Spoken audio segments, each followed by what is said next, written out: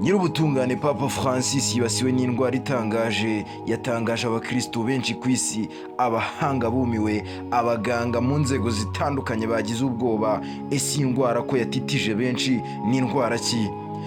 Vatikani yatangaje ko Papa Francis ari mu bihe bikomeye nyuma y'indwara y'ubuhumekero yamufashe, bikaba byatumye akeneye umwuka w'inyongera ku gipimo cyo hejuru. Benshi mu babizi akeneye oxygen kugira ngo abe yahumeka.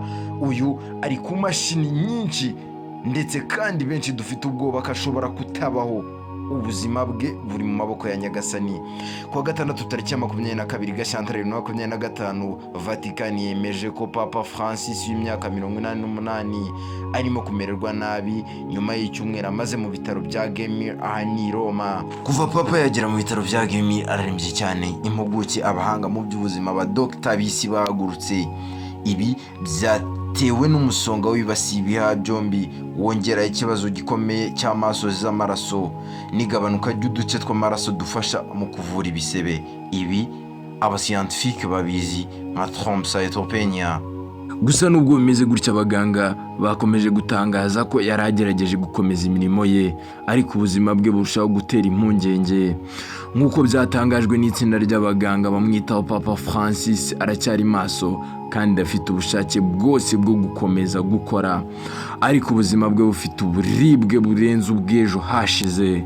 Nubwo byumvikana neza ko Papa ashobora kuba ari kugaruka mu buzima cyangwa se agaruka kumera neza, mu nkuru dukesha AP News ivuga ko mu itangazo ryasizwe hanze na Vatikani yatangaje ko Papa Francis atazababera isengesho rya Angelus ku cyumweru ku nshuro ya kabiri yikurikiranya bitewe n'ubuzima bwe butameze neza.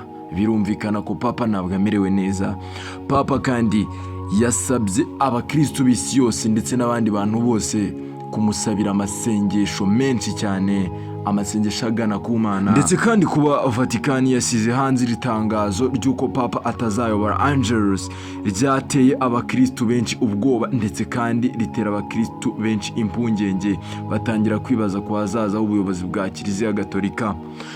Ndetse kandi nubwo ibihuha by'uko ashobora kwegura bikomeje gukwirakwira, Kardinali Pietro Parolin, umunyamabanga wa leta ya Vatikani, yavuze ko ubu icy'ingenzi ari uko Papa akira neza kandi ko nta cyemezo cyihutirwa cyafata kuri ejo hazaza he.